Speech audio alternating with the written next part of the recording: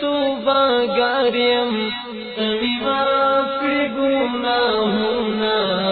کمی معافی گناہونا نستغفره ونؤمن به ونتوكل عليه ونعوذ بالله من شرور أنفسنا ومن سيئات أعمالنا من يهده الله فلا مضل له ومن يضلله فلا هادي له ونشهد أن لا إله إلا الله وحده لا شريك له ونشهد أن سيدنا وحبيبنا وشفيعنا وسندنا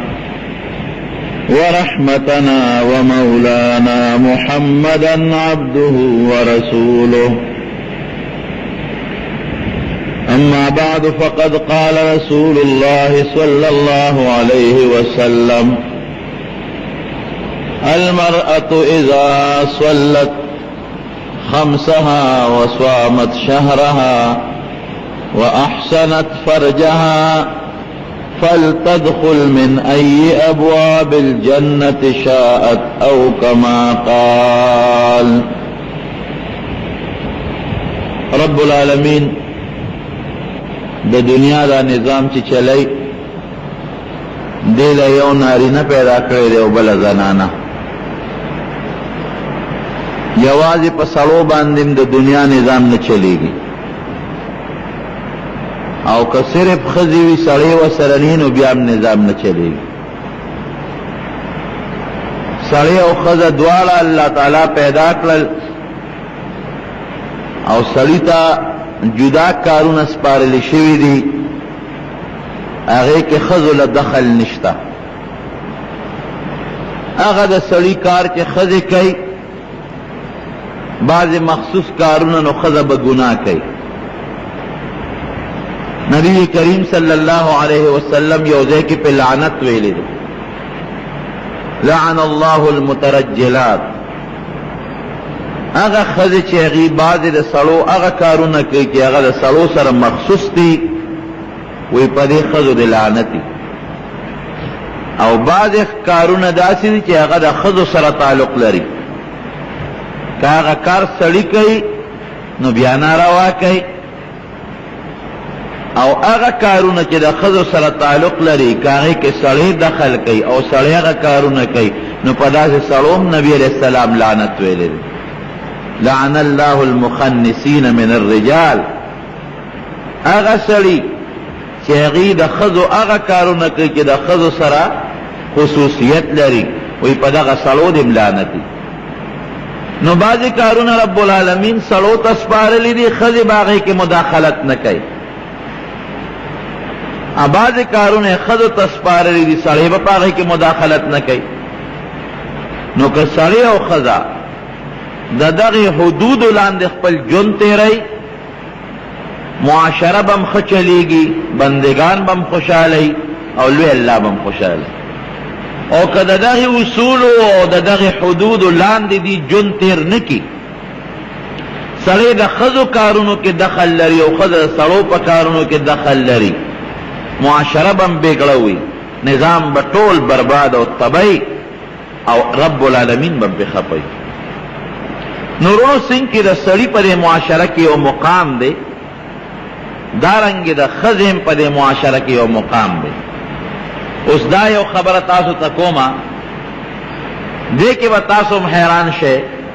چې سړی د الله رضا حاصلی او جنت ګټي نو لږه په ګرانه مزل ورته لږ اوږد دی او ښځه که د الله رضا حاصلی او جنت ګټي ډېره په لنډه ګټلی شي د ښځې پابندۍ زیاتې دي نو الله ورته جنت آسان کړی دی د سړي پابندۍ کمې دي نو الله ورته جنت لږ غوندې ګران کړی دی نبی کریم صلی الله علیه وسلم فرمایي یو ښځه چې دا درې کاره کوي یو دا چې پنځه منځونه کوي پنځه منځونه کوي دروازې دویم د رمضان روجې نیسي او زکات خو عموما په ښځه مالی نی فرض پې نی ګنې په بعضو ښځو زکات فرض وي حجم خزی باندې فرض نی عموما په بعض خزو فرضی ځکه د مال او د دولت اختیارمن سړی وي. جهادم په سړو باندې فرضی نو د خزو منځ پاتې شو. نبی علیہ السلام فرمایي چې 5 منځونه کوي او د رمضان د میاشتې روجی نیسي. 2 شو. او دریم احسنت فرجها د خپل اندام حفاظت کوي، د خپل حیا چاته نخکاره کوي، خپل عزت چاته نخکاره کوي، خپل اندامونه محفوظ ساتي. نو چې دا 3 کاره کومه ښځه کوي نو نبی علیہ السلام فرمایي داسې نه وایي چې الله به وبخي، دا نه وایي. دام نه فرمایي چې جنت ته به ځي، نه. فلتدخل من ای ابواب الجنة شاءت، د دې ښځې چې د جنت په کومه دروازه داخلېدل خوښي نو په هغې دې ورننوځي. د جنت 8 واړه دروازې ورته کولودي، هغې باندې ځي، که په دې بله ننوځي، که په دې بله دروازه ننوځي، که په دې بله دروازه ننوځي. 8 واړه دروازې د جنت مکمل دې ښځې ته کولودي چې د دې خوښه چې په کومه دروازه جنت ته داخلېږي ور داخله دي شي. نو ورونو جنت ګټل د ښځې احسان شو، ګران نه دی، ډېر احسان. خو چې کم از کم د نبی علیہ السلام د وینا مطابق د دغه اصولو پابندي وکړي. او د دې پابندي ګرانه نه ده، ډېره زیاته اسانه ده. زمونږ ته د صحابیاتو د نبی کریم صلی الله علیه وسلم د زمانې د بیبیانو حالات مخکې پراته دي چې هغې په کومه طریقه خپله زندگی او خپل ژوند تیر کړی دی. قسم دی چې د نبی علیہ السلام وینا به راله که نه، هغې به په هغې کې هېڅ پروا نه ساتله، نه به یې د خاوند خیال ساته بیا، او نه به یې د بل چا خیال ساته. د دواړو جهانو سردار مبارک وفرمایل، په بخاري شریف کې حدیث دی، وی د اختر مانځله د ښځې ټولې لاړې شي. صحابیات تپوس کی دا اللہ رسوله دا کمی ښځې چې پړونې نی بیا به څه کوي، ځکه غربتو. وی بله ملګری ته خپل څادر ځان سره تو کې بودې دي، ضروري خبرې کوم ورته. وی دا الله رسوله بعضې زنانه چې هغې د اختر مونځ نه کوي بیا به څه کوي، وی هغې دې موځي، او چې کوم مونځ کوي نو هغې دې د سړو نه شاته د مانځه په ځای کښېني، او چې کومې زنانه مونځ نه کوي نو هغې دې د جومات نه د اختر د مانځه د ځای نه لږې ځان له کښېني. ولې دي ټولې بوډاګانې دې موځي، او چې کومې ځوانانې ښځې دي هغه دې موځي، او چې کومې پیغلې دي هغه دې موځي، او کومې ښځې چې هغه پیغلې لا نه دي خو پیغلتوب ته نږدې دي هغه دې موځي. سړی د اختر مانځه له ووتل او زنانه م ووتلې. او مقصې چې څنګه د دواړو جهانو سردار مبارک فرمایلي، اوس خو زمونږ په وطن کې دا فیصله زمونږ مشرانو کړې ده چې ښځې به جومات ته نه ځي، ځکه د فتنې زمانه ده. د دې فتنې د دور د وجې نه دا فیصله شوې ده چې جومات ته مانځله به ښځې نه ځي. او د صحابو په زمانه کې باقاعده به جومات ته ښځې تلې، د نبی علیہ السلام زمانه کې به هم تلې، او په داسې طریقه به تلې چې سړي به په مخکې صفونو کې او ښځې به په رسو صفونو کې ولاړې، باقاعده د جمع مونځ به کو. خو چونکې وروسته هم د صحابو زمانه کې فتنې جوړه شوې، منافقین به ولاړو ښځو ته، او ښځې به هم جومات ته بعضې ښځې به داسې وې چې هغې به پردې پوره نه کوله. نو زمونږ صحابو دا فیصله وکړله چې بعض ښځې په خپل کور کې ځان لمونځ کوي او جومات ته یې نه راځي. زنانه صاحب رالی او عیدګاه کې مخکې سړي، ورپسې ښځې، او کمی ښځې چې مونځ نه کوي نو هغې دې یو طرف ته هغه هم کېناست. د دواړو جهانو سردار مبارک ورته خپل تقریر وفرمایو، سړو ته هم خپل وصیتونه وکړل او ښځو ته هم خپل وصیتونه وکړل. او دی وفرمایل، وی ګورې ما ته الله جنت هم ښولی دی او ما ته الله اور هم ښولی دی، او په اور کې ما ښځې ګورې ډېرې لیدې دي، د سړو په نسبت مې په اور کې ښځې زیاتې لیدې دي. او دا ولې د الله رسوله ولې دې لیدې دي؟ یو بل مقام کې فرمایي نبی علیہ السلام، صحابه ښځې ته تپوس کړي د الله رسوله ولې تا دا ښځې په جهنم کې ډېرې لیدې دي، په څه وجه به جهنم ته ډېرې ښځې داخلېږي؟ وی بکفرهن، دی به ناشکري کوي. یو صحابیه ته تپوس کوي، یکفرن الله، وی دا الله ناشکري به کوي؟ ځکه د الله کافي نعمتونه دي په موږ باندې. وینا یکفرن العشیر، د خپل خاوند ناشکری به کوي، د الله به نه کوي، د خپل خاوند ناشکری به کوي. او بیا فرمایي نبی علیہ السلام لو احسنت الى احداهن الدهر ثم رأت منك شيئا، که یو ښځه خاوند وسره ټوله زمانم احساناتو کی، جامیم ورته راوړي، بیزارم ولا راوړي، خوراکم ولا راوړي، میویم ولا راوړي، او چې ښځه سوی نو هغه ولا کوي. ټوله عمر او ټوله زمانه خاوند د ښځې سره ښه سلوکو کې او خوشحاله وساتي. ثم رأت منك شيئا، او بیا داسې د دې نوک او د دې ګوتې د بند برابر لږه غوندې غلطي درنه وویني، لږه معمولي غوندې غلطي درنه ولیدل، لږه یو شی درته مثلا ویلو او ستا نه یېر شو، ماله خو د هغه شي د بازار نه راوړل لاړې ورو دی نه ښځې یېر مې شو، ډېر معمولي خبره ده. نو دا سوی وی ما رأیت منک خیرا قط، یا سړیه تا نه خو ما په ژوند کې چېرته ښه ورځ نه ده مونتی. دا د څوارلسو سوو کالو مخکې خبره د دواړو جهانو مبارک سردار کوي. هغه د ټول عمر ښه په هغه پوټې خبره لاړل برباد شو. سړیه وی په خپل ژوند کې مې درنه ښه ورځ نه ده مونتی. نو دقه ځای کې د سړي د اړه راوپړسېږي چې د خدای ظالمې دا کور کې چې اوسېږې آرام لال ما جمع کړل، خیرت مې په خپل خوار که مزې پکې تکې، دا جامې چې دی اغوستې دي او دا پیزار چې دی په خپو دی او دا سار او ماقام چې ډکېږي او دا خوراکونه او میوې خورې او چې څه دی خوښه یې هغه کې،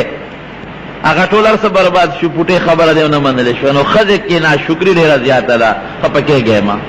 ښځې ښه ښځې هم پکې شته، نیکان هم پکې شته، خو ناشکري ورکې ډېره زیاته ده جناب،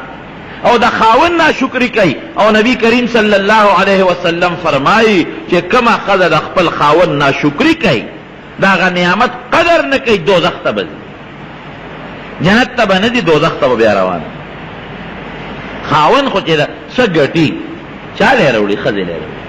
دا زمونږ د دې زمانې د بعضې خلک وایي که نه، وایي ښځه او سړی وي د ټانګې دوه پله دي، ټانګې که یو پل وي هم کار نه کېږي،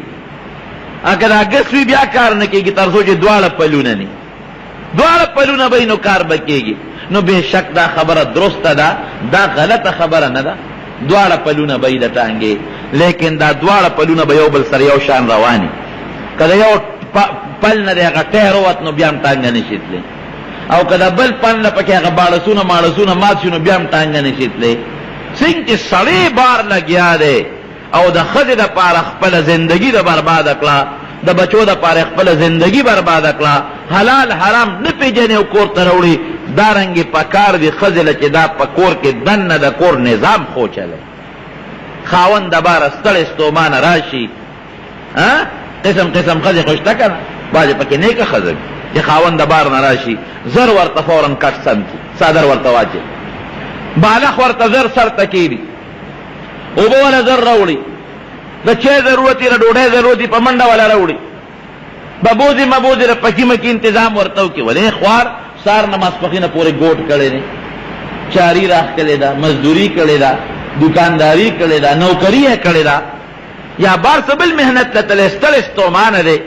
نو ښځه ورته هغه خوشحالي ورکړي. قرآن حکیم فرمایي الله پاک لتسکنو الیها، وی ښځې دې له پیدا کړي دي چې ته د کور نه د بار نه کور ته را ننوځې او د ښځې ته ورنږدې شې، مخامخ شې او ته سکون محسوس کړې، ته خوشحاله شې. بار هغه چې څومره ستړیوالی دی هغه ټول ختم شو، هغه چې څه ستوماني در باندې راغلې وه هغه ټوله ختمه شوه. او کله هغه په خپو دوه درې لاسه کېښودلو لاسونو باندې او په ملا هم درته دوه درې لاسه کېښودلو، چاپي ماپي درته وکړله، نو سړی بیا لا خوشحاله شي، دمه شي دمه. او دا هم وورئ، دا خپلو زنانو ته ووایه دا مسلې ورسوئ ورته. کومه ښځه چې خاوند ورته نی ویلې چې راشه ماله زور وکړه، زور خو پېژنئ که نه، چاپي ماپي پېژنئ که نه پېژنئ، چې ښځې خاوند ورته نی ویلې چې ماله چاپي وکړه، چې ورته ووایي چې وکړه هغه هم ثواب لري، خو چې خاوند ورته نی ویلې چې ماله چاپي وکړه او دا ښځه د خپلې خوښې نه راله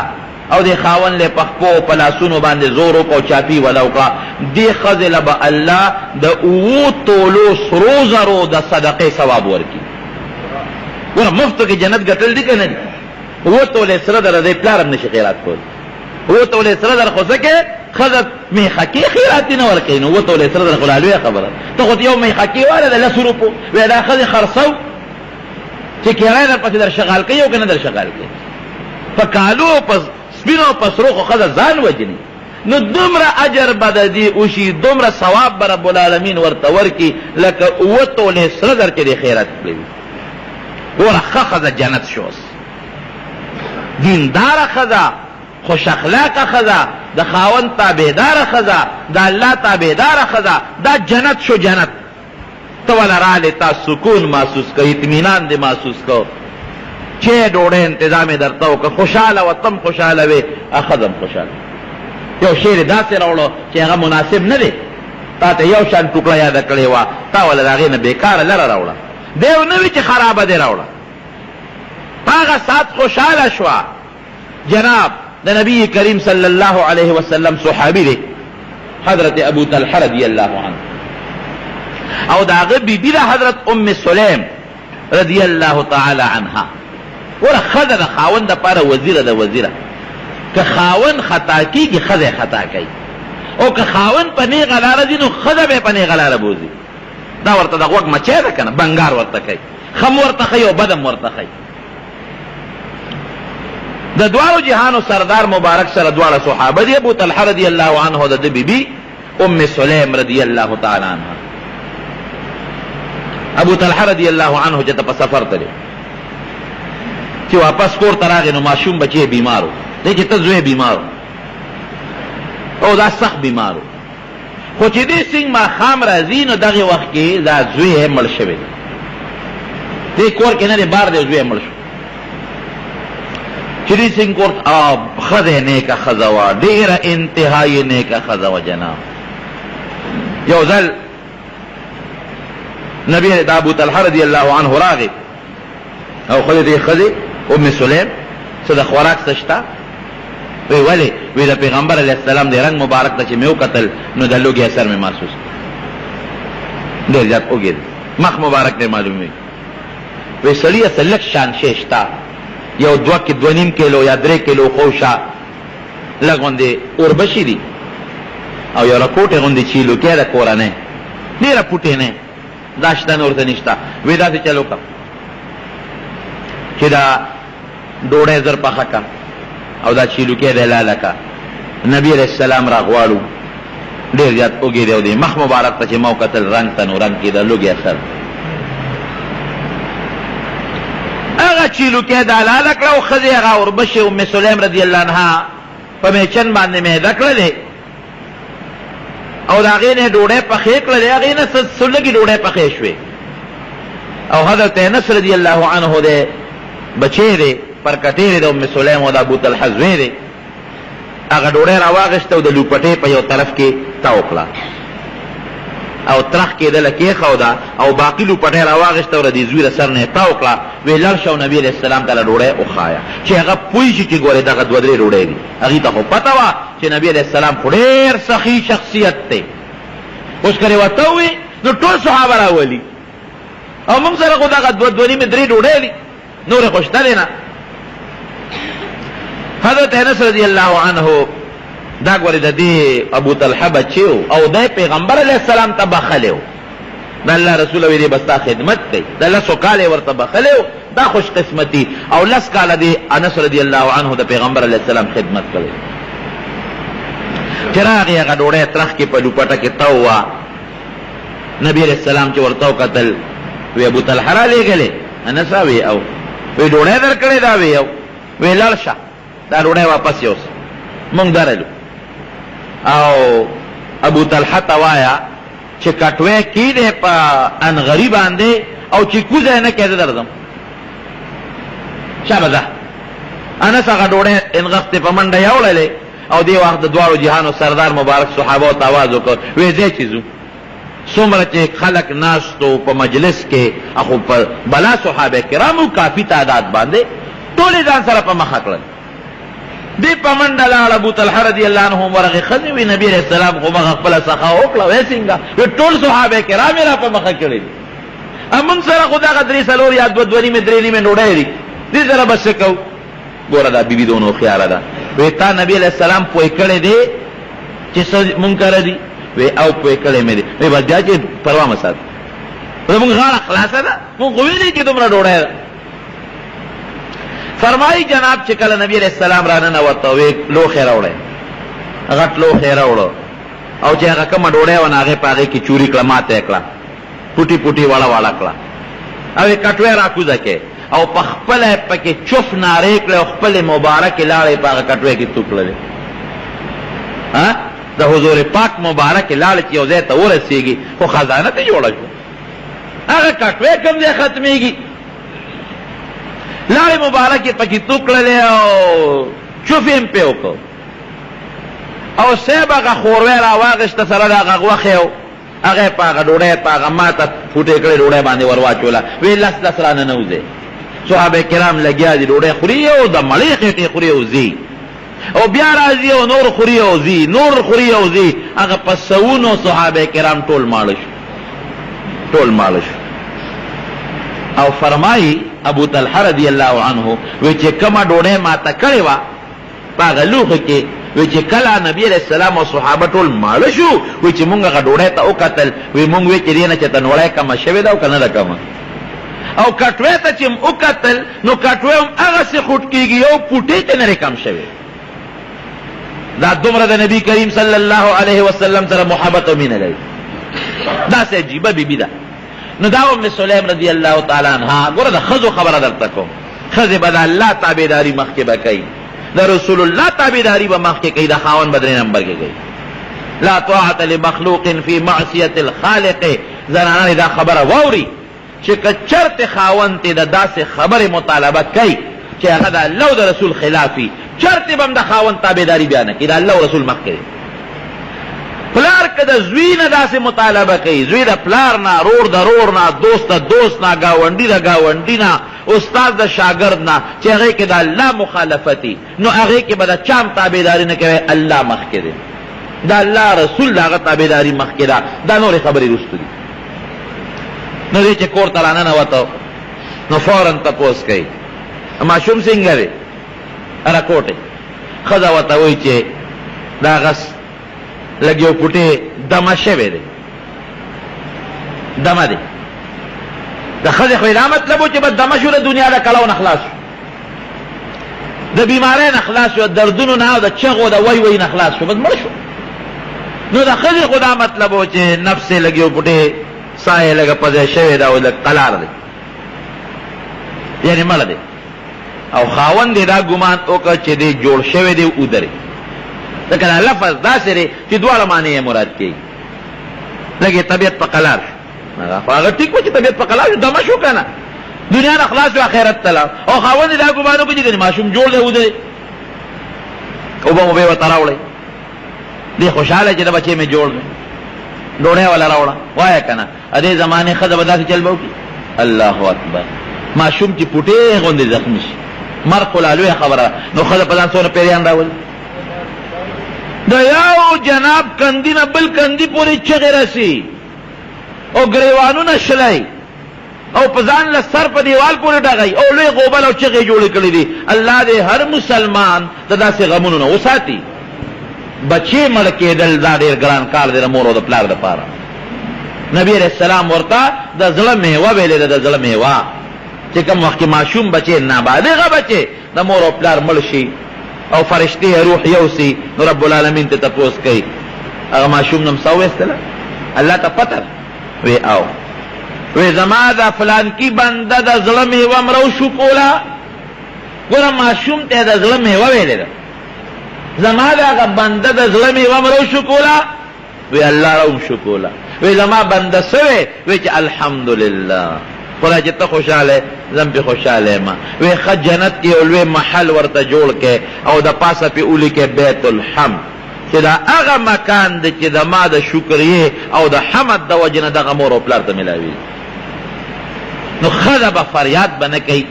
نبی علیہ السلام فرمایي کومه ښځه چې مړي پسې ګریوالونه شلی او مخونه وای او چغه وباسي دا زما د ډلې نه ندي. ګوره ما خو مخکې وې چې دغه امتحان نه دی الله مسلمان ساتي، ګران کار دی. د کوم سړي چې بچې مړ شي، د کومې ښځې چې بچې مړ شي، نو دا اسانه خبره نه ده، بلکې انسان خو له انسان دی. ته د مرغۍ بچې راونیسه او مړی کسونه چلچغې وي، ته د غوا د چیلې بچې راونیسه او لږ غوندې ته هسې لرې کا، نو څه موږي وباسي که نه وباسي، پړی شلی که نه شلی، عقل یې کم دی. ته ورته ګوره، د انسان خو بیا کامل عقل دی چې د انسان بچې مړ شي، نه هغه خو واقعي چې د زړه درد ډېر زیاتي. الله دې مسلمان ساتي. دغه امتحان ته ټینګېدل ډېر ګران کار دی، لیکن بیا هم پکار دی دا الله د طرف نه دی چې انسان په بالکل صبر وکړي، او چې دا ګریوان شلی او دا مخونه وي او دیوال سره سرونه ډغوي او د سر نه ویښته وباسي. نبی علیه السلام فرمایي دا زما د ډلې نه بالکل نه دی. دا ګورې ګناه ده. بعضې ښځې ګورې هسې میدان خشته کوي چې د پردي مړې به شوي، پردی مړې، او صاحبه دا ښځه به ورشي او هلته کې به سترګې په لاړو باندې غوړې راغوړې کي او چغې به جوړې کي، لوبه به ګرمه کي، دا به هم چغې وباسي، هسې به په سترګو لاړې پورې کي، جړه مړه به نه ورځي. او بعضې ښځو له خوا هسې جړه ورځي. دا قصد ما یوه ښځې نه تپوس وکړو، مې ته خو هر مړي ته جاړې او ساندرې دې شروع کړي، نصیحت مې ورته کو، مې دا ته ستا له جړه څنګه درځي؟ ما ته وې بچې وایي دا چې ته مخکې د ما یو زوی مړو، نو چې د کوم مړي ته لاړ شم نو هغه خپل زوی ځان ته رایاد کړم، نو بس ما له جړه چغې جوړې کړم، نور یې ځان سره وجړوم. د ښځو خو دا ویره دت دی که نه؟ دا ګوره ډېره لویه ګناه ده. ځکه درته وایم ګناه کبیره ده، پردو مړو ته جړل او پردو خلکو باندې غم راوستل، او په اختر کې چې راورشي نو بیا چغې جوړې کړي، غم ګرم کړي. دا بعضې ښځې بوډاګانې ښځې پیالې چای پسې ګرځي، پردي غمونه ګرموي. دا بوډاګانې ښځې وي اکثر، لاړ به شي او په اختر کې به هم ورشي او په شو قدر کې به هم ورشي، هغې باندې به هغه غم لږ سوړ شي او دا به ورته یو څو ساندرې ووایي، وایي بچیاو، وایي رواره لاړې که نه او پلان کې او ډنګرې، او هغې سره صاحب په هغې غریبانانو هم چغې جوړې کړي او ویر شروع کړي. دا ډېره لویه ګناه ده. ګورې دا زنانه د دې نه بالکل منع کړي. هغه کار وکړئ چې کم کار د الله او رسول پرې راضي کېږي، او کم کار چې الله او د هغه رسول منع کړي، الله دې هم د هغې نه وساتي، د هغې نه ځان ساتي. نو جناب علي ورغی صاحب او پخوا به لا نور عادتونه به یو ښځه به جنازې سره روانه وه، خله چې د هغې نه خلاص شو، جنازې سره به یو ښځه روانه وه، صاحبه اور به یې نیولې او ځان سره لویې چغې به یې والې، ښځه به مخکې روانه وه. دا اکثر طالبانو ته یم سړي به ترې مخکې نه تلل، ښځه به مخکې، ځکه ښځو کې دا ویر او دا ساندرې ډېرې زیات. نبی علیہ السلام خو د هغې نه ممانعت وکړې، داسې به نه کوئ، بلکې په عربو کې دا جاهلیت و چې خاوند به مړ شو، ښځې به یې سر وخورې، سر نه به یې ویښته پاک وخورېل، سر به یې کټا که ځان له ښځې، او زه په ډول څه کومه، خاوند مې مړ شو،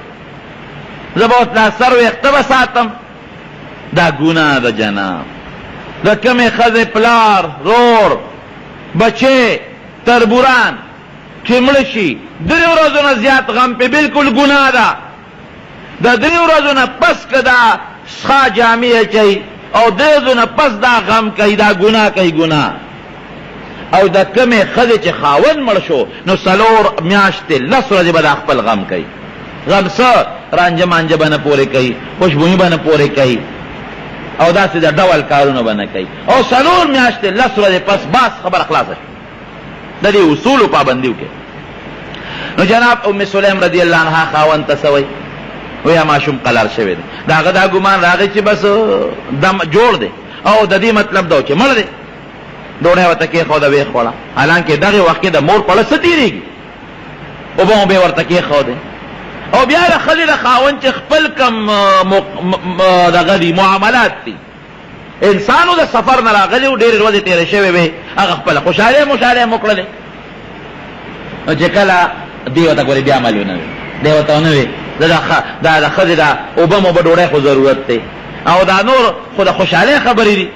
لیکن بیا مو ته دا غږ نه کوي. پرې د خاوند د بار نه راغلی دی چې خفه نه شي،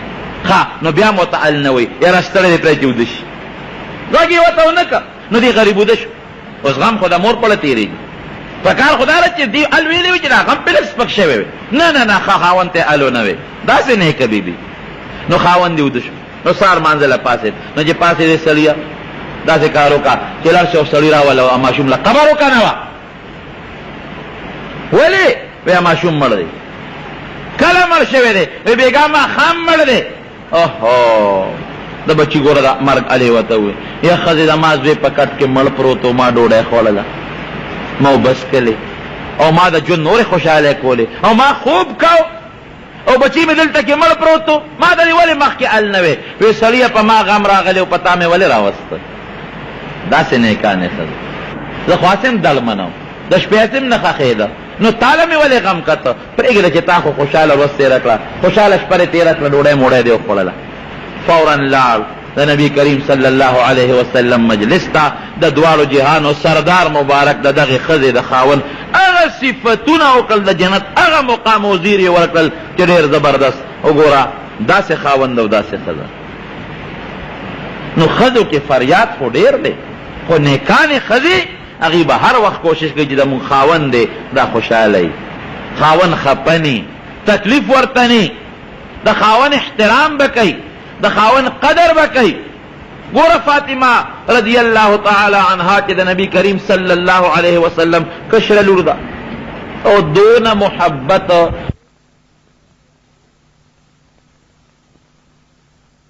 دیدنو د دې چالم د نبی علیہ السلام په شان دی. او چې کله به نبی کریم صلی الله علیه وسلم د سفر نه راغی که نه، نو لومبې به دې کره ورغی، ورننه به وت تپوس به وکړه فاطمې څنګه که حسن او حسین ماشومان بچیو که نه واړه، بیا واړه څه شو راله راوله، ماشومان به وله راوستل، دونه محبتو. لیکن د خاوند په حق کې ګوره که نه، یو ځل نبی کریم صلی الله علیه وسلم ورغی او داسې غرمه ده، دوړي دا غرمه ده، تپوس یې وکړې تره زوی دی څه شو؟ علي رضی الله عنه یادو څه شو؟ وی ما سره یو جنګ وکړ او بار ووته. جنګ ښځه خاوند خامخا یې ورسره جګړه کوي، جګړه یې ما سره وکړه او بار ووته. ای بچې خاوند مه خفه کوه، ګوره نصیحت ورته کوي، بچې خاوند مه خفه کوه، خیر دې ګزاره کوه. او بیا څه کوي نبی علیہ السلام؟ په علي صاحب ته غوسه کېږي نه، لړ هغه ګوري چې تپوس وغیره علي ته ته وګورئ کور نه خفه شوی دی، جګړه یې کړې ده، بار وتلی، چا ورته وی صاحب د جومات د دیوال سره ودرې پروت دی، هم ستړی د جومات دیوال سره په دې خاورو باندې پروت دی، سوري ته ودرې خوب ورغلی ستړی به. د دواړو جهانو مبارک سردار راغی او خاورې تې څنډلې. قم یا ابا تراب، ای د خاورو خاونده پاسه، د خاورو خاونده پاسه، خاورې تې څنډلې او را پاسې کور ته یې راوست. خبره خلاصه شوه. علي صاحب به ما ته به د نن نه پس د خاورو خاوند وایي، ابو تراب به راته وایي، ځکه چې ما ته مبارک رسول دا لفظ ووی. راوست کور ته، خبره خلاصه شوه. هیڅ قسمه حالات په خپله جوړ شو، هم خوشحاله دی هم خوشحاله. نو ښه ښځه جناب د خاوند به خیال ساتي، د بچو به خیال ساتي، بچی به راولي جومات ته به یې رالیږي، پلار خو ته بار ووته، د بچو تربیت خو به ښځه کوي، جومات ته به لیږي استاد لا، تپوس به سپاره به ترې اورئ، وایه استاد څه درته وښود، لمونځ به ورته ښایي، په مانځه به یې ودرئ. ګورې چې ښځه ښځه وي نو بچي به یې کامیابي، او چې دا بچي بېکاره یي که نه او لوپرانی مور یې بېکاره یي، پلار غریب د بار ډوډۍ راته دله وګټي، جامه دله وګټي او که د بچو دننه د کور تربیت وکړي، دواړه خو نه شي کولی، دا د ښځې کار دی. جنګ به نه جوړوي والا چې ښځه نه کوي، که ماشوم یې چېرته ګاونډي اوم وایي نو خیر دی، جګړه راځي، دا به نه وایي خاوند ته. که ماشوم ولې دا ماشوم جاړي، یاره دا زمونږ بچی روان دی که نه، دا هغه ګاونډي ووهه، روان دی روان، دا زمونږ بچی روان دی، جنګ به نه جوړوي. او چې ښځه بېدینه وي نو بېدینه ښځه جهنم دی، جهنم دوزخ دی بلکل. مونږ ته خو دا مسایل ډېر راځي که کور ته چې خاوند کله راننوځي، دې غریب به ښه ستړی به وي، ښه ستومانه به وي، مزدوري به یې کوي، خولې به پرې بیږي، ډوډۍ به ورته کېږدي کټ کې، نه د پکي خیال شته او نه د ببوزې خیال شته. ښځې دا انګولې خو یخ دی، که خورې خوره ډکېږه که نه خورې مه خوره، دغه ډوډۍ ده، که ډکېږه ډک شه. نو زم دا به ملا ښځې او خاوند ته به وایي چې ډک شه. خاوند بې غیرته دی چې دغه وخت کې ښه غوټن لرګي وګوري که نه او دا ډډې ډډې پرې راواړئ. بعضې وخت مونږ ته سړي راشي او ښځه مونږ ته دا خبرې کوي، ښځه مونږ ته کنځل کوي، ما ته سړی نه یې چې ته سړی یې، ښځه به څنګه کنځل وکړي، ښځه به راته بیا بد ولې ووایي، پوه شي په خبره. دا بعضې وي داسې ما له مخکې ورځو کې یو سړی راغلی و ښځې والی و یقین وکړه ښځې والی و لاس او خپې او مخ یې ټول زخمي زخمي و استاد یو پټه خبره ده سره خدای پاکه څه چل شوی چې ځان لی کړم یغې پلان کې ووالم مې بې غیرته بې غیرته په تا پلان کې څنګه زور اورم وار چې ته خو سړی تی ولې ووالې ښځې والې و ښځې نو دا ولې دا مونږ کې اسلامي آداب نشته دی د خدای نه یره نه زمونږ پړونو کې شته او د الله نه یره نه د ښځو پړه کې شته مونځ نه پېژني بعضې ښځې یقین وکړه که مونځ ورځي ګنده مخ او ګنده خپو سره او سوټو سره به ټوله په کورونو کې ګرځي حالانکې ګوره جناب د دواړو جهانو مبارک سردار فرمایي ښځه به په کور کې ځان ډولې ساتي ډولې او د کور نه بار چې وځي نو خیره نه به وځي هغه خوشبویي چې کومه خوشبویي رنګ لري رنګ نو ښځه به د هغې استعمال کوي چې رنګ والا خوشبویي وي او د بوی والا خوشبویي په کور کې استعمالولی شي بار به بالکل نه استعمالوي سړی به هغه خوشبویي استعمالوي چې هغه بوی کوي او رنګ نه لري ښځه به د کور نه بار په خیرنو جامو کې وځي خوشبویي به نه پورې کوي رنګ به نه پورې کوي او کور کې دننه به ښه خشته جامه غوندي کور کې دننه به ښه خوشبویي پورې کوي او په کور کې دننه به ښه ډولی ګرځي او زمونږ ښځې څنګه وي د کور نه بار چې وځي نو ټوله ما میلاله وړې ده ښه جامه به ما غوندي نری لباس به غوندي چې وجود یې ښکاري دا د قیامت د نښو نښه ده د دواړو جهانو سردار مبارک فرمایي 100 کاله مخکې مبارک شمتې هغه زار شمتې سوی وی داسې زمانه به راشي چې ښځې به بربنډې وی جامې به چولې بربنډې وی جامې به چولې بربنډې او سپلاره چې دي نو سر به داسې کوږ نیولي او ښځو ته سړو ته به ځان مایل کوي او سړي به ځان ته را مایل کوي او دا ښځې څوک دي علیه السلام فرمایي وی دا زناکاره ښځې دي صحابه وویل الله رسوله دا به څنګه لباس دي چې جامې به چولې او بربنډې به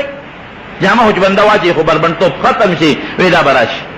صحابه خو دا نری لباس د سیپونو د جارجټ دا جامې نه وي لیدې کړه ډېر نری لباس چې دا پنډې پکې ښکاري دا مټې پکې ښکاري دا لیچې پکې ښکاري دا مری پکې ښکاري دا سپ پکې ښکاري د شریعت مسله درته کومه ښځې ټولې بېلمازه دي ولې بېلمازه دي کومې ښځې چې داسې جامه اغوستې چې د هغې دننه پکې دا نلې ښکاري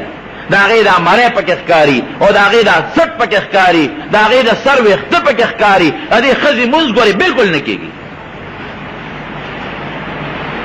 قطعا نه کېږي منځونه کې ډغرې وي ډغرې نری لباس هغه جامه چې ستا پکې پنډی ښکارېږي دا خو عورت دی که نه دا به مانځه کې پټی مری ښکاره شوه سټ ښکار ټول وجود ښکاري د سر ویښتو پورې ښکاري دا خو نن عام رواج دی ولې الله خفه کوې چې موږ باندې بیماری دي په موږ مقدمې دي چې لوی غمونو کې پراته یو تا الله خفه کوې نو خدای به تا کوم ځای خوشحاله کړي الله مه خفه کوه الله به دې خوشحاله ساتي موږ لوی خدای هر وخت خفه کوو دا نوک پالش چې دا په نوکونو باندې مږي دا ښځې دې سره نه اودس کېږي او نه غسل کېږي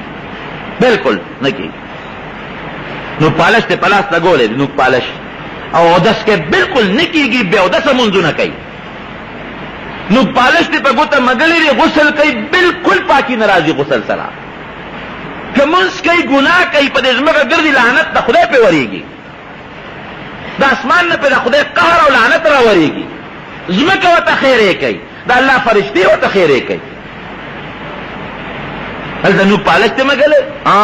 نوکونه سره د ښځې دپاره نکریزې دې پې پورې کړي او که نوک پالش یې پورې کړه او اودس کوي یا غسل کوي نو فورا دې پې نور څه دارو مارو ومږي چې هغه لرې شي چې نوک پاک شي نکریزه خیر نکریزه ښځه په لاسونو هم لګولی شي په خپو هم لګولی شي د سر په ویښتو هم لګولی شي دا ډول ښځه کولی شي مخ باندې ښځه کله رنګ والا څیزونه مږي په کور کې دننه بار نه بالکل اجازت دی ورته څومره ډول چې په کور کې دننه ښځه کوي نو کولی شي مصیبت دا دی زمونږ ښځې چې د کور نه بار وځي نو شیطان ته ځان ډولې کي او په کور کې دننه پودلې ګرځي پودلې شریعت نه خلاف. الله خپکای، رسول خپکای. او دا خدای پاک وی دا بیمار ہے بټول عمر نه جوړم، بچی میں نه جوړه دي، خاون میں نه جوړه دي، پښته پیسو کې خپه یو خپه بنے چې الله خپکه. دا جون د جناب تیرے دو اولاد پلاس ناراضی زندگی د زنانه تیرے کی چې زنان هغه زندگی باندې لوی الله خوشاله. الله مخپکوي، خدای بم خوشاله ساتي. الله کم خپکنو تم مکوي چې مونږ به خوشاله جون تیر او په پردو خادو کې بیا څونه ګناهونه کېږي، خپکېږي ما. نو زما وطن دی، زما علاقه ده، زما کلی دی. په پردو خادو کې بیا ښځې صاحبه مخ کاره کی. او نن خو بل مصیبت ته هغه وی سی آر والا کیمرا دا ګناه ډک شي. په خادو کې تاسو نه په دې ودونو کې موټر کې لګولې صاحبه تصویرونه پکې، او چې کله جنگي پکې ورننوځي په کیمرا باندې تصویر. دا عام شی نن رواج دی. هغه کیمرامین دنه کور ته بوځي او کیسټ ډک کی،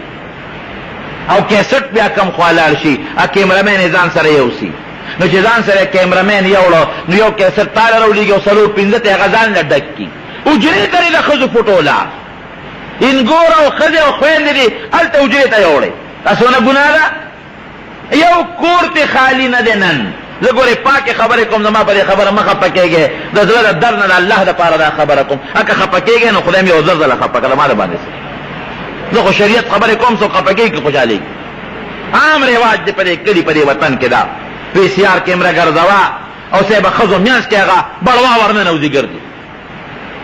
او د ښځو د جینکو هغه فوټوان صاحب اخلي او هغه انداز کې اخلي چې هغې ځان ډولي کړي. ورته څونه ګناه ده؟ څه په دې نه بغیر ژوند نه تېرېږي. او بیا جنج کې توبه وباسه، هلکان ټول وردننه کي کور ته. دا پردي سړي دي چاته وردننه کړل؟ خو ستا خویندې دلته ناستې دي. پښتو دې څه شوه؟ اسلام خو وروستو خبره ده، پښتو کم خو حلاله. هغه غټې غټې بورقې د پښتنو ښځو څه شوې نن؟ هغه بورقې هغه ټوپۍ والا بورقه شته نن؟ نشته. د ټولو کورونو نه روکې شوي دي. نن په هغې زمونږ دا کشر کل خان دي ورپورې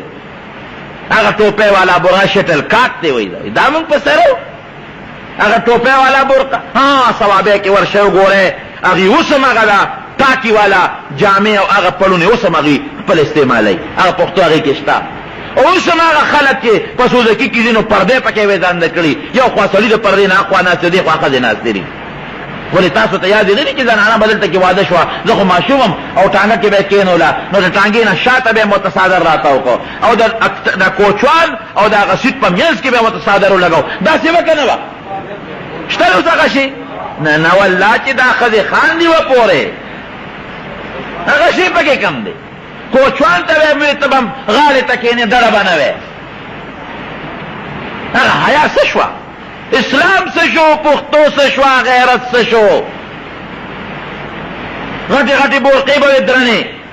د ښځې نوک به هم چا نه لیده. دا خو ډېر لویه بې حیایي ده، دا خو ډېر لوی شرم دی، دا خو ډېره فحاشي ده، دا خو ډېره لویه ګناه ده. زه خو پښتون یم، پښتو دې م تباه کړه او اسلام دې م تباه کړه. اسلام او پښتو غیرت دلته یو برابر دي، یو شی دی. پښتو هم دغه غواړي او اسلام هم غواړي. دلته کې د پښتو هم پرېښود او اسلام دې هم پرېښود، غیرت دې هم پرېښود او حیا دې هم پرېښود او بېدینۍ پسې روان. د دنیا هلکان به وردننه کې ولې دا ما جنګ دی. خپلې خویندې وتښې، خپله ښځه وتښې او دا چې کومې خینې دي ستا او خواخېره ستا او د خینې هغه د قوم هغه سخرګنۍ جینکۍ دي پردی دي ادې مو ته وښولې او پالنګ باندې د صاحبه سړی وخېجه اوچت یې که حلاله او ښځې هم پرې راځي او جینکۍ هم راځي او هلکان هم راځي او ګډ ګوډي. دا کوم ایمان دی او کومه پښتو ده او کوم غیرت دی؟ ولې الله خفه کوې؟ خوشحالي در باندې الله راوسته نو الله خفه کې او د شپې به ځان سره صاحبه هلکان وردننه کي. دا ورا ده او دا به د ښځې نه ویښته پرې کومه. الله یاره نو پښتونه قومه نو کم یو ځای کې تا هغه وکړل خو چې خوله خوځی نو موړه پسې کنځل کې، خو چې خوله خوځی نو په مولی پاکې نو ټول غیرت برباد کړ. دا په کوم کتاب کې ستاسو راغلی دي چې هلکان به وردننه کې او د ښځې نه به ویښته پرې کې او ځان سره دې بیا خپل ملګري م وردننه کړل او په کرسۍ دې ورسره ناسته وکړه او وردن نه دي کړ خپل مرګ عزت ته ورشه ټیک ته ځه ویښته پرې کول خو ګناه دي خو دته خو سړی یې که نه ته ورشه نو دا پنځه شپږ ملګري د کالج چې ځان سره مې یو ځای کړل خپلې ښېرې ورته ښیې خپلې خویندې ورته ښیې یا مسلمانانو خدای دپاره دا رواجونه پرېږدئ د اسلام هم خلاف تا د قرآن هم خلاف تا د رسول الله هم خلاف تا د خدای قهر ورباندې نازلېږي ګورئ ورشه وګورئ تاسو فلسطین ولې تباه شو اوس هم د ښځو په پینټ کې ګرځي او دومره دومره لنډي لنډي کمیسونه یې چولې دي ورشه افغانستان وګوره اوسه پورې توبه نه قبلېږي ورشه عراق وګوره د سړي زړه پرې دردېږي لیکن که تا دننه د هغوی هغه تصویرونه او فوټوان نه مو کتل نو ته به وایې چې خدایه ته څه کوې نو ښه کوې بلکل الله ښه پوهېږي کم مسلمان ملک چې خدای تباه کړ ولې تباه کړ فحاشي او بېحیایي پکې خوره شوه ورشه دوبۍ وګورئ او دغه وګورئ بوزهبۍ وګورئ زه تلې نیم خو اورېدلې مې دي وی یورپ به دنه هیر کړي یورپ به دنه هیر کړي نن به د ملې او فحاشۍ پسې د یورپ انګریزان د مسلمانانو ملکونو کې ګرځي موږ خدای نه سوال کوو خدای فلسطین آزاد کا او خدای عراق تباه شو او افغانستان تباه شو او فلان کې ملک تباه شو ولې الله په خپلو بندګانو نه خفه کېږي ته پې دومره نه خفه کېږي لاسونه چې په الله خفه کېږي موږ د خدای قهر ته په خپله دعوت ورکوو ښځې مو بربنډې کړې خپلې لوڼه خویندې مو بربنډې کړې میدان ته مو ویستلې تاسو ورته پېښور کې وګورئ په دې مارکېټونو کې د هندوان دي که انګریزان دي که زموږ خویندې لوڼه دي ورته په اسلام آباد کې وګوره کراچۍ او لاهور خو پرېږده وه دا چې نیمو جامو کې ګرځي څوک ګرځي ته په فخر کې ځان سره د بوتله ته موټر کې کېناستې هغه په دوکانونو کې ګرځي سوداګانې کوي خدای قهر له دعوت نه ورکوئ تاسو خدای نه یېرېږئ ټیک ده الله صبر کوي خو چې الله په داسې موقع نیولی مو کړي زما د قسم په خدای که څوک د خدای د قهر نه بیا څوک خلاصولی شي ګورئ توبه وباسئ بیا به د سره نور هم غر کېږي حیادار به هم غر کېږي او نور به هم غر کېږي باید هلته کې ورننوځئ ولې دغه کومه څه ورته وایي اورا ورته وایي که څه ورته وایي هغه دغه چې دی پرې کوي نکري دي اور بل دی او نکري دي څونه ګناه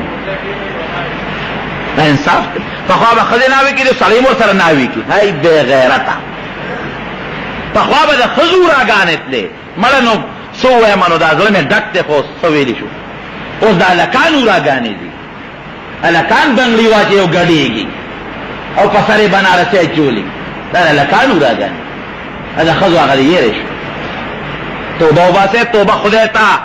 وجاړئ رب العالمین ته دا څه کوئ او په کومه لار روان یې قیامت پر د خدای سره مخامخ کېږي د خدای قهر او غضب به هم داسې ونیسي والله که ته بیا خلاص شې د ښځو خپل حدود او سړو خپل حدود ښځې به خپل ستر کې او خپلې پابندۍ کې دننه به خپل ژوند تېروي د دې نه به روانې شي ښځې صاحبه خاوند به غریب ټوله ورځ ګرځېدلي او ګوډ به یې کړي چاري به یې کړي لس لس او شل روپۍ به دا بچ کړي خو چې پته ورته ولګي چې د یو تور چیلي پیسې برابر شوې که نه سړیا ما خو ستا د سر یو تور چیلې منلې دی او دا به کاکا صاحب له وړو پیر بابا له به وړو د پیر بابا مې منلې دی یاد وساتئ منښتي به د الله کوئ ګورې که منښتي دي د پیر بابا او د کاکا صاحب وکړه دا منښت عبادت دی کافر شوې په دغه ټکي دا الله به کوي ثواب یې بخه کاکا صاحب ته بخې او که پیر بابا صاحب ته بخې او که بل چا ته بخې نو پنځلس ماشومان به یو په اوږه یو اوږه کېنئ بل به په بل اوږه کېنئ ټول بس پتې ډکې هلته سړي به پورې خاندي او که خولې به پې ماتې نو کاکا صاحب ته به لاړ شي نو هغه چیلې به ته هغه منجور والي بنګړي منګړي به والي تش تور به راشي ښځې خاوند دی 2 میاشتې 3 میاشتې غریب مزدوري وکړه لږې پیسې جمع کړم تباه دی که د دې رواجونو نه ځان وساتئ توبه وباسئ د دې رواجونو نه هغه کار کوئ چې په کوم کار الله او رسول خوشحالېږي حضرت ام حبیبه رضی اللہ تعالی عنہ د دوالو جهانو د سردار مبارک بیبی ده او خاوند یې څوک دی دا نبی علیہ السلام او پلار یې څوک دی ابو سفیان رضی اللہ عنه او دغه وخت کې دا پلار دا کافر دی مسلمان نه دی او دا کافر سردار دی دا پلار یې راغی د نبی علیہ السلام سره څه مسلې دپاره مدینې منورې ته ډېره موده شو لور یې نه ولي نو چې نبی علیہ السلام سره څه خبره اترې چا نه تپوس وکړه زما د لور کور کم دی اوس ګوره لورې د نبی علیہ السلام بیبي د ام المؤمنین ده خاوند د کافرو پلار د کافرو سردار وی دغه کور چې ورننوت نو دا لور ورته راپاڅېده او ډېره زیاته خوشحاله شوه ځکه چې څو کاله پسې پلار ولید ډېره خوشحاله او پلار هم خوشحاله و دا خوشحاله نه یو بل ته وجړل یو راکوټې غوندې پوزکې پروت و په کور کې دا پلار یې راغی په هغه پوزکې کېناستېده الله اکبر نو دا لور ورته بابا لږ صبر وکړه نه پوزکې یې ترې غونډ کړ دا کوټې غوندې ټوکړه پرته وه بابا په دې کې وایي بچې ستاسو پیغمبر دا عقل ښایي چې چا پلار راشي خو که دا پوزکې غونډ و نو په کار ده چې دا دې ما ته خور کړی وی نه هغه خور پوزکې دې رانه غونډ کړ وی مونږ ته چې زمونږ پیغمبر د مور او پلار په حق کې څه فرمایي دا په بل دین کې نشته د پلار ډېر لوی قدر ډېر لوی لحاظ او ستا په لیدو باندې بابا ډېره زیاته خوشحاله شو ډېره زیاته نو دا پوزکې دې رانه ولې غونډ کړ ګوره اوس الله او رسول او پلار راغی نو چې الله او رسول یو خوا شي او پلار بل خوا شي نو څوک بالې بیا الله او رسول څوک بالې الله او رسول پلار عزتمند دی بابا ډېر خوشحاله شو خوشحالۍ نه مې وجړل چې ته مې ولیدې ډېره موده پس دا پوزکې دې رانه ولې غونډ کړ وایي په دې د دواړو جهانو مبارک سردار ناسته کوي نو په کوم پوزکې چې د دواړو جهانو مبارک سردار کینی که نه نو زما ضمیر دا برداشت نه کوي چې ستا غوندې سړی دی په هغې د پزه کې تو کافر یې که نه په دې به ته کښېنې نو بیا پې زما محبوب کینی دا الله او د رسول مقابله او د خاوند او د پلار بیا به الله او رسول مخکې خاوند به وروسته حضرت ام سلمه رضی الله عنها او د هغې خاوند ابو سلمه یو بل سره ډېر زیات محبت و دومره مینه چې تاریخ کې د هغې کوم محبت او د ښځې د خاوند او ګورې په دې محبت الله خوشحالېږي ښه سړی چې کور ته لاړ که نه او ښځې ته یې په خندا وکتل او ښځې م ورته په خندا وکتل نو فورا عملنامه کې نیکۍ شروع شي خاوند به ښځې ته خاندي او ښځه به خاوند ته خاندي خوشحاله او چې تندی یې ورته بوټ کړي ښځې یا خاوند یو بل ته نه الله پې خفه کېږي ګناه کېږي ډېر محبت یې دواړه نو دا خاوند یې حبشې ته هجرت کوو نو دا ام سلمه رضی الله عنها دا بیبي م ورسره لاړه د کافرو نه تنګ و حبشې ته لاړه نو چې د حبشې نه واپس رالل نو خبر شو چې نبي علیه السلام خو مدینې منورې ته هجرت کړی دی نو دی خاوند یې مدینې منورې ته روان شو دغه یوه ښځی ده یو ماشوم بچی دی سلامه یو ښځه یا خاوند یو زوی نو د دې ام سلمې د دې ښځې ده قوم خلک یې رالل او د ابو سلمه ته وویل مونږ خو به تا دا ښځه خرڅه کړې نه ده دا لور خور کله حبشې ته ګرځې او کله مدینې شریفې ته ګرځې او کله یو وطن ته او کله بل وطن ته دا خو م در باندې خرڅه کړې ده ستا وینځم نه ده دا ستا ښځه خو دلته به اوسېږي مونږ یې بل خوا نه پرېږدو او که ته بل خوا ځې نو بس ده دا مونږ د سره نه پرېږدو خو وطنونه یې ګرځې ښځه یې را جدا کړه حالانکې دونه یې محبت وکړه نه چې یو ځل دا ښځه او خاوند یو بل سره خبرې کوي دا ښځه ورته وایي دی خاوند ته وایي سړیه وی یو معاهده کو لوس کو وی که چرته ته مخکې مړ شوې ستا نه پس به زه بل خاوند نه کوم حالانکې عربو کې رواج و چې زر به بل خاوند کوم او که زه مخکې مړه شوم نو ته به د ما نه پس بله ښځه نه کوې چې موږ په جنت کې دوه په دوه یو نو دا خاوند ورته وایي وی که ته مخکې مړه شوې ستا نه پس به زه بله ښځه نه کوم دا مې سره واده ده که ته مخکې مړه شوې ستا نه پس به بله ښځه نه کوم او که زه مخکې مړ شوم نو ته بل خاوند کولی شي ولې زه به ګزاره وکړم سړی م خو ته بس کړې بل خاوند دی نه دومره مینه محبت نو دې قوم ته دا خپله ښځه پاتې کړله او ابو سلمه رضی الله عنه یوازې لاړ مدینې منورې چې یوازې مدینې منورې ته لاړ نو د ابو سلمه د دې خاوند د قوم خلک یې رالل وی د دې ښځې د قوم والا ته وی ښه زمونږ د سړي نه تاسو ښځه جدا کړه دا خو هم ظلم وکړه دا بچې زمونږ کېږي بچې راکړې نو بچې چې د خاوند قوم بولته نو خاوندم ته جدا شو د مینې او زویم ته لاړ نو دا غریبه به غرونو ته وخته او جړل دی ټوله ورځ به یې جړل ټوله شپه به یې جړل ځکه خاوند خو ته هجرت وکړه قوم ته دا پاتې کړه او بچې ته د خاوند قوم واخېسته جړل به نو یو ځل جناب د دې چې خپل د قوم خلکو دا را جمع شو یاره وي ظلم ولې په دې مظلوم ولې ظلم کوي خاوند سره چې دا خوشحاله وه نو به ځینې ورسره کړه خاوند یې پېښه دا پېښه ولې خفه کوې چې دا په مسافرۍ او په پردي وطن خوشحاله ده نو به ځي او دا وایي بس پرېږدی بس په دې فیصله وکړه نو چې وی دی پرېږدی نو هغه قوم والا د خاوند والا بچې م ورکړه بچې والا غېږ له لاغې یو اوښی والا ورکړه وی ځه خاوند پسې مدینې منورې دا مدینې منورې ته راغله قوم یې پرېښود پلار یې پرېښود ارس یې پرېښودلو خاوند پسې راغله نو دا خاوند جناب یو موقع کې شهید شو، مړ شو. نو چې دې مړ شو دا خاوند دی، نو نبی کریم صلی الله علیه وسلم راغی. خاوند ډېر عجیب انسان و، صحابي. نو دې صاحب تورې جامې چولې وې او هغه زمانه کې چې د غم کم لباس یې هغې چولې او یو بله ښځه م راغلې وه چې یو ځای به ساندرې وه.